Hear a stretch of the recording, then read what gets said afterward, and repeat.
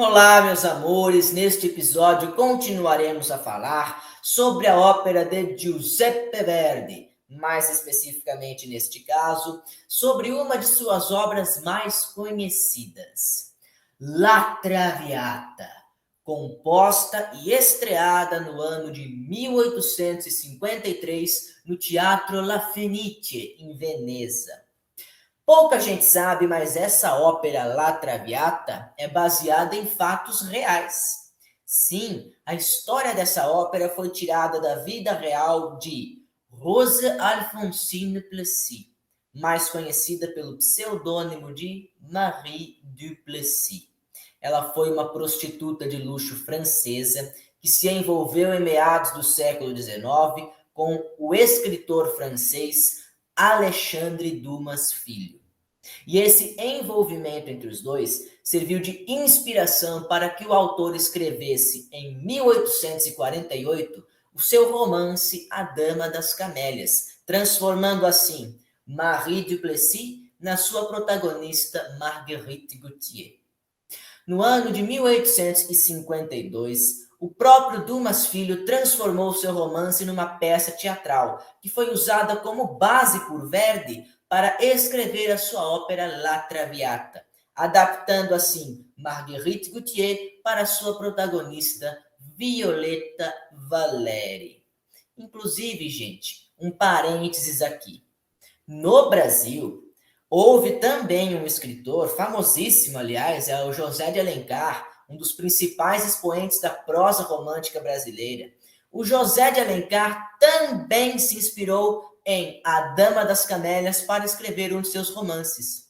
Luciola, cuja protagonista título também é uma adaptação de Marguerite Gautier. E aí, ficaram curiosos para saber qual é a história dessa mulher tão fascinante a ponto de inspirar tantos escritores de tantos países diferentes? Então, venham comigo. Senta que lá vem a história. La Traviata é uma ópera em 4 atos que conta a história de Violetta Valéry, uma prostituta de luxo que é sustentada pelo seu protetor e amante, Barão de Dufour. Certo dia, quando ela estava dando uma grande festa em sua casa, um casal de amigos seus, composto por Flora e Gastone, decidiu apresentar para ela um jovem estudante chamado Alfredo Germont.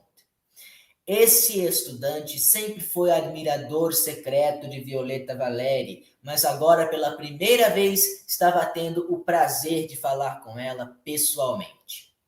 O Barão de Dufour, que obviamente estava presente na festa, não gostou nada da aproximação de sua protegida com um jovem estudante desconhecido. Por isso, quando pediram que ele levantasse um brinde por aquela noite, ele se recusou veementemente. Alfredo Germont, por sua vez, tomou a frente e ergueu o brinde. E é neste momento que se realiza o nosso primeiro e único número musical selecionado. Libiamo Nelieti Calici, também apelidada de Brindisi, ou seja, bebamos nestes alegres cálices, também apelidada de brinde. Alfredo Germont vai propor um brinde na festa de Violetta Valéry e vai enaltecer as características do amor e de uma vida de prazeres e de alegrias. Eu vou deixar aí para vocês, então, na legenda do vídeo, 2 links. Um é de uma gravação de 1977, realizada pelo tenor português Plácido Domingos, em companhia de Ileana Cotruba, né, em dueto, e a outra é uma apresentação ao vivo desta cena no palco de uma ópera, como eu sempre digo, para a gente matar a saudade de aglomerações artísticas, porque eu tenho certeza que todo mundo aqui está morrendo de saudade. Eu tô com saudade. Prosseguindo então com a nossa história.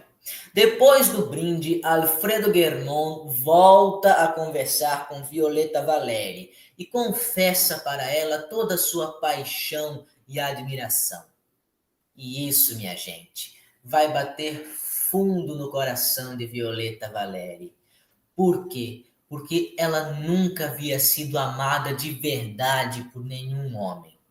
Ela sempre tinha sido usada, explorada, desejada pelos homens por causa do seu corpo, mas nunca nenhum deles havia sonhado com ela em segredo, à distância, nos eventos sociais. Nunca nenhum deles havia esperado tanto para vir falar com ela, com timidez, com nervosismo apaixonado. E foi todo esse carinho, foi essa sensibilidade que fez com que Violeta Valéry se apaixonasse por Alfredo Guermont também. Mas o amor entre os dois é impossível, assim como todo amor romântico. Por que é impossível? Bom, porque Violeta Valéry já está tecnicamente comprometida com o Barão de Dufour, enquanto Alfredo Guermont vem de uma próspera família burguesa que jamais consentiria que ele se relacionasse com uma prostituta. Diante disso, diante dessas dificuldades, diante da impossibilidade da concretização da relação amorosa, o que é que eles resolvem fazer? Eles resolvem passar por cima das regras e concretizá-la mesmo assim. Como? Eles resolvem fugir. Vamos fugir, Tô cansado de esperar, vai vocês! Alfredo Guermont e Violeta Valéry fogem para uma distante casa de campo, onde vivem muito felizes durante o período de um verão. Depois disso é que começam a surgir os problemas. Por quê? Porque a criada Anina deixa escapar para Alfredo Guermont que, antes de fugir com ele, sua patroa Violeta Valéry, para poder comprar aquela casa de campo, teve que vender todos os bens, todas as propriedades que o velho barão de Dufour tinha colocado no nome dela. E agora, Violeta Valéry estava completamente endividada e sem nenhuma reserva para cair morta. Quando Alfredo Guermont recebe essa notícia, ele fica se sentindo muito culpado, ele fica se sentindo um verdadeiro irresponsável. Diz ele: meu Deus, mas como é que eu fui deixar acontecer uma coisa dessas? Porém, antes que ele pudesse tomar qualquer atitude a respeito, a situação piora. Piora, porque o seu pai, Giorgio Guermont, descobre de alguma forma o endereço da casa de campo e presta uma visitinha nada agradável para Violeta Valéry. Durante esta visita, ele lhe faz uma súplica. Ele suplica para ela que termine o relacionamento com seu filho Alfredo Guermont por causa da irmã deste. Sim, é isso mesmo que vocês ouviram. A irmã de Alfredo Guermont, portanto, a filha de Giorgio Guermont, havia recebido uma boa proposta de casamento. Mas o noivo se recusava a oficializar a união porque o irmão da noiva havia dado um mau passo ao entrar numa relação com uma moça de baixa vida, se é que vocês me entendem. Por isso, Giorgio Guermont veio implorar para Violeta Valéry que rompesse o relacionamento com seu filho Alfredo, para então poder casar a sua filha. Violeta Valéry, diante disso, se comove com a situação e resolve fazer esse sacrifício em nome do amor.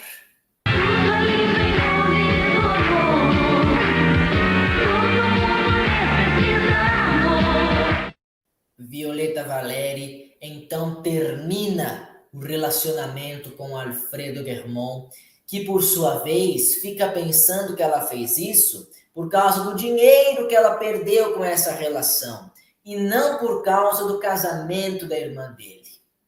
Ele fica muito chateado e muito revoltado também. Bom, passou-se um tempinho, Violeta Valéry reatou o seu caso com o Barão de Dufour. E vocês lembram da Flora e do Gastone? Pois é, eles fizeram uma festinha ali na casa deles e para essa festa convidaram Alfredo Germont, Violeta Valéry e o Barão de Dufour. O clima ficou ali meio chato, né? Meio tenso, mas até que deu para controlar bem em partes.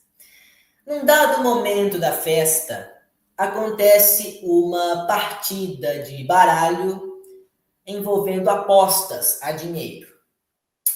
Alfredo Germont enfrenta o Barão de Dufour no baralho e vence.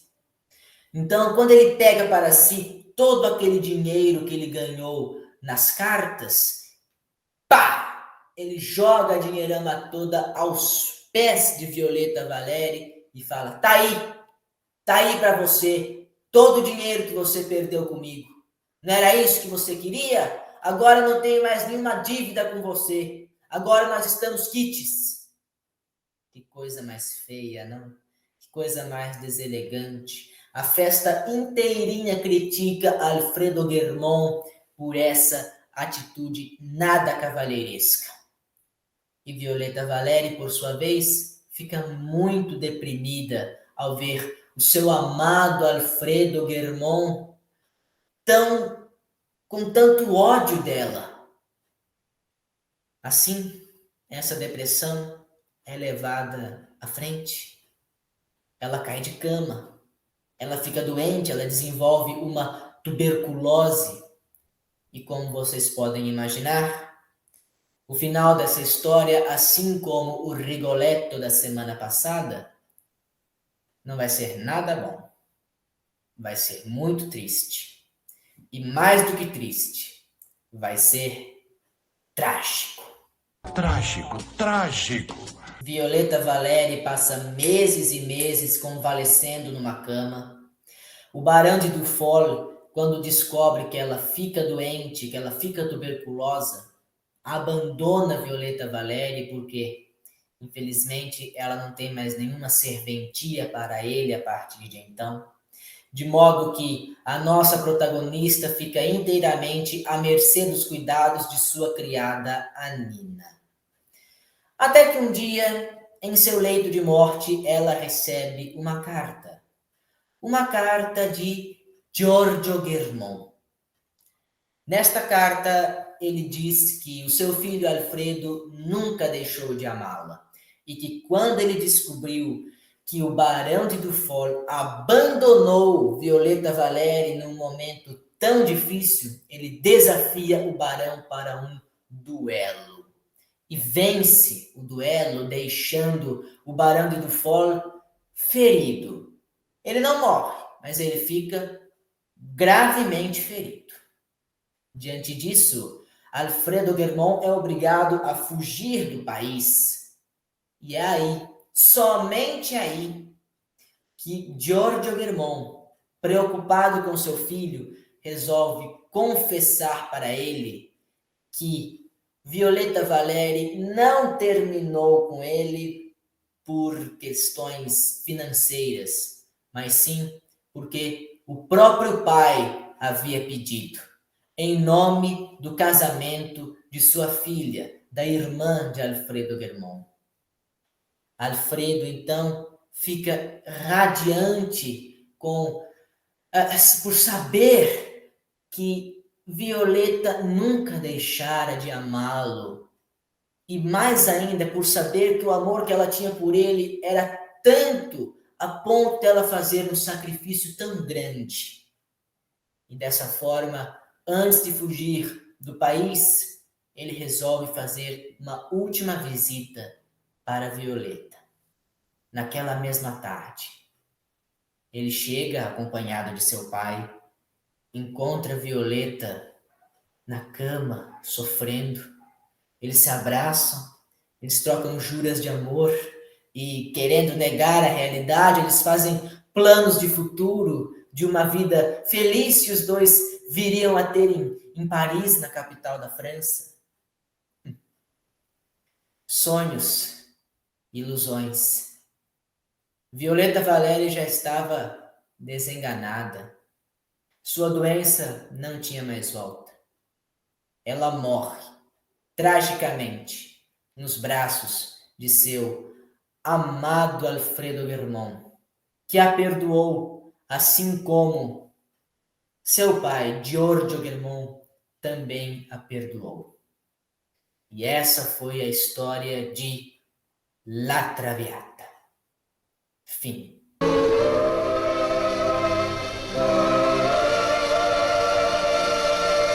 Bom, gente, é isso, mas eu acho que ainda ficou uma pergunta martelando aí na cabecinha de vocês. Eu acabei de falar que o Alfredo e o Giorgio Guermont perdoaram a Violeta Valéry. Mas perdoaram de quê? Se ela só se ferrou na história inteira?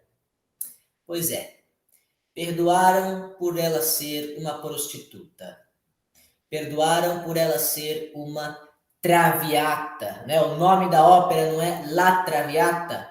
Traduzindo para o português, isso significaria, ao pé da letra, transviada, porque ela se transviou, ela se extraviou, se desviou do caminho dos bons costumes. O título original em português dessa ópera era A Mulher Caída, mas não fez muito sucesso, então a gente fala La Traviata mesmo. Agora, vamos conversar aqui. Vocês conseguem perceber quanto preconceito está contido nesse perdão do Alfredo e do Giorgio no leito de morte da Violeta Valéry, como se fosse uma coisa quase heróica, né? Uma atitude quase heróica dos dois? Isso é um absurdo. Quem teria que perdoar alguma coisa ali é a própria Violeta, que só sofreu a história inteira. Mas não é assim, né? A sociedade, principalmente em meados do século XIX, era muito machista. E até hoje a gente percebe reflexos disso no nosso dia a dia. Na época da estreia da ópera La Traviata, foi um fracasso, porque justamente o público achava que o Giorgio e o Alfredo não tinham que perdoar a prostituta, não tinham que perdoar a Traviata. Olha que absurdo! O público não gostou da ópera porque eles achavam que ela merecia morrer sem perdão. Vocês estão entendendo a mentalidade medíocre desse público da época? E tem gente que pensa assim até hoje, né? Olha que engraçado. Nas próximas apresentações de La Traviata, o diretor percebeu que o público não gostava muito dessa cena do perdão final. Então, ele resolveu mudar o foco do folhetim, né, da obra.